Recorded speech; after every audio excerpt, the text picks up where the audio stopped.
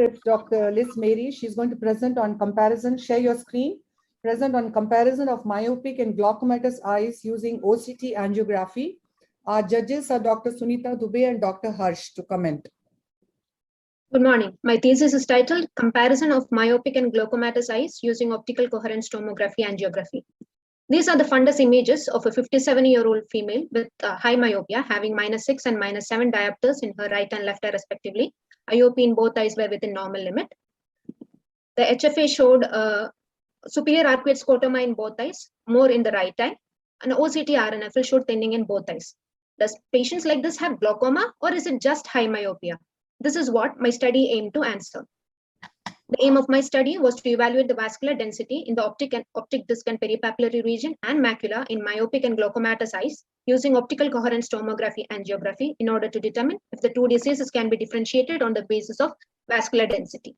OCTA, as we all know, is a novel non-invasive technique of retinal vascular imaging, and vessel morphology and vascular density can be assessed. This was an observation comparative cross-sectional study carried out between 1 year and included patients between the age of 40 to 60 years who were classified as primary open-angle glaucoma, high myopia, and age-matched controls. High myopia was defined as those with spherical equivalent more than or equal to -6 diopter sphere. Primary open-angle glaucoma was defined using the standard criteria, and we had age-matched controls without evidence of glaucoma.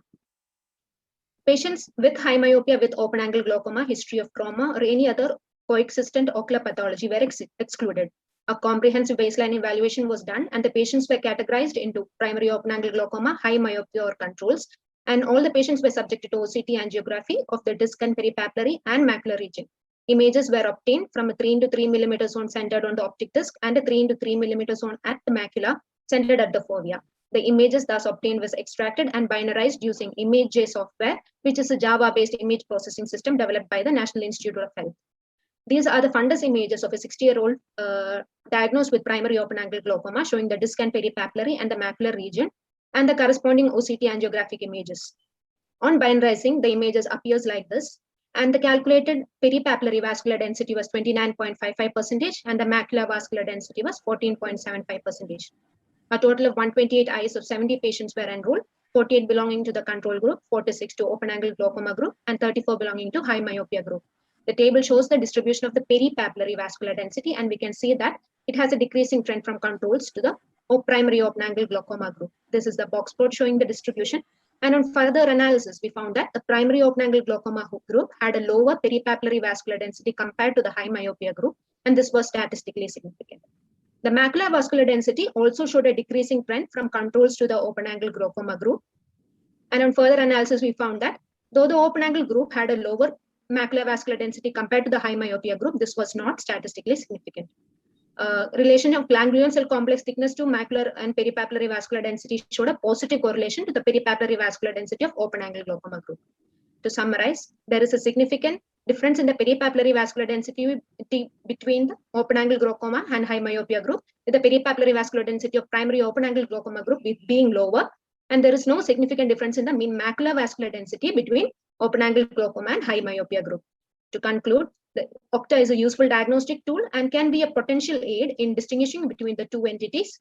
And the measurement of peripapillary vascular density has a greater discriminatory ability than the measurement of macular vascular density in differentiating the two. The lack of an age-appropriate normative data for comparison and was the limitation of my study. These are my references. Thank you. That was very good. Thank you, Mary. Thank you, Mary. I think that was wonderful, the way you presented. Very nice. Yeah. I have a question. See, most Can of you the stop studies... sharing? Are you getting me? Yes. Yes, sir. Yes, sir. Yeah. Okay. So most of the studies say that it is the macular areas which are more important. And obviously, I can see why, because you have only taken a cube of 3 × 3, and mostly they say that it is the 3 × 3 cube which will not give you any results. You have to have a 6 × 6 millimeter cube to get the idea of the macular area, which is the outer areas are more affected. Sir, most of the studies are only conducted in glaucoma patients. None of the studies were conducted in myopia patients. No. The Lee study has got both myopic and this thing, and they are trying to separate out both the things. And anyway, so I think you had to do what you had to do, because, but please do remember It Yes, is sir, the yes, sir. outer area from 3 to 6 millimeters, which is more important to catch. And that is Okay, why sir. perhaps this judgment is flawed, because all those studies are showing that the outer macular areas are giving a better result differentiating myopia from glaucoma in myopic glaucomatous eyes. Okay. Yes. Okay, Sunita, sir. please go ahead. Yeah, so it's a very nice study in the sense that it is very difficult to differentiate glaucoma and myopia clinically and even on OCT because of the tilted disc and large parapapillary atrophy. It doesn't get affected. So OCT-A doesn't get affected by all these factors. However, OCT-A gets affected very much by the motion artifacts and signal strength. So Yes, ma'am. you take care of that, and how much signal strength did you take? As a cutoff. Hello, can you hear me? Yes, ma'am. Yeah, so how much signal strength did you take as a cutoff? Ma'am, we only took them took those without any image artifacts, ma'am. No, but there's a minimum signal strength which you have to take as a cutoff value, like 7 or 8. Yeah, ma'am. 7. 7. And Yes. segmentation error. No, only the superficial vascular vascular and superficial capillary level was taken, ma'am, which was there is slabbing is present within the instrument itself, ma'am.